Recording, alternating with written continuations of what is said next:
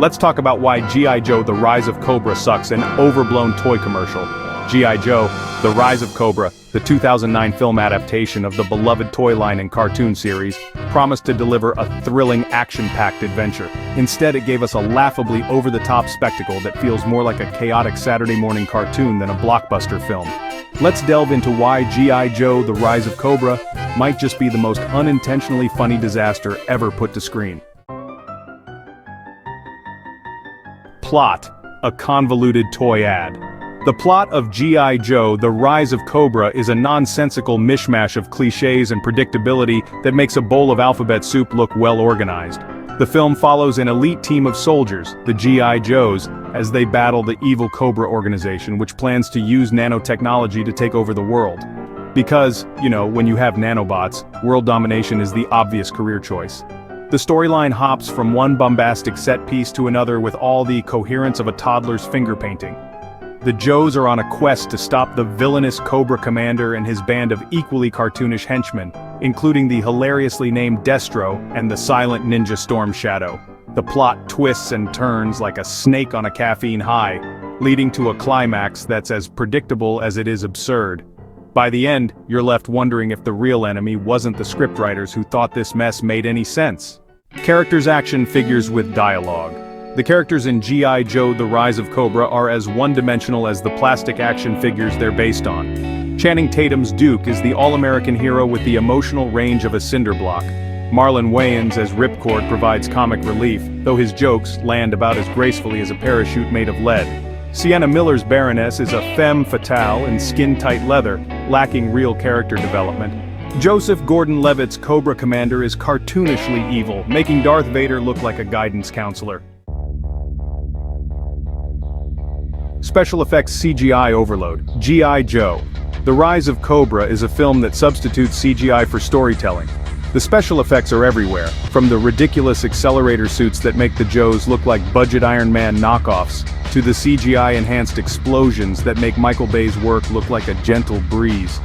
The film's reliance on computer-generated imagery is so excessive that it feels less like a live-action movie and more like an extended cutscene from a video game. The action sequences are a blur of CGI and quick cuts, making it hard to tell what's happening at any given moment. The Paris chase scene, for example, is a frenetic mess of car crashes, explosions, and improbable stunts that defy all known laws of physics. It's less an exhilarating chase and more a headache-inducing montage of digital chaos. Dialogue: as stiff as an action figure. The dialogue in G.I. Joe: The Rise of Cobra is so wooden, it could give you splinters. Characters speak in a series of cliches and catchphrases that sound like they were pulled from a 1980s action figure commercial. Lines like "knowing is half the battle" are delivered with a straight face, even though they belong in a public service announcement, not a major motion picture. The attempts at humor fall flat, with jokes that feel out of place and awkward. Ripcord's wisecracks, for instance, are more cringeworthy than funny, and Duke's earnest declarations of heroism are so stiff they could double as cardboard cutouts. It's as if the scriptwriters were trying to channel the spirit of the original cartoon, but ended up creating dialogue that sounds like it was written by a particularly uninspired chatbot. Logic and plot holes. As big as a battleship. The film is riddled with plot holes and logical inconsistencies. The Joes travel the world in seconds, appearing precisely where needed. 1 minute they're in the Arctic, the next they're in Paris, then underwater in a secret base. The villain's plans are equally nonsensical. Cobra's plot to destroy world landmarks with nanobots is convoluted. Conclusion: a Toy Story gone wrong.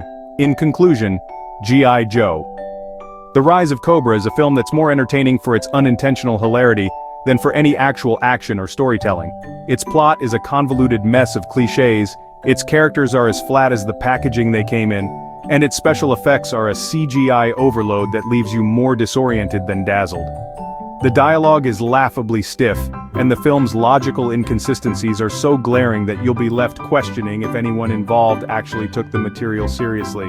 So, if you're in the mood for a good laugh at a movie that's essentially a glorified toy commercial, grab some popcorn and settle in for G.I. Joe: The Rise of Cobra. Just don't be surprised if you find yourself more entertained by the absurdity of it all than by any actual action or excitement. Thanks for watching. Make sure to like, share and subscribe. Quirky Critic signing out.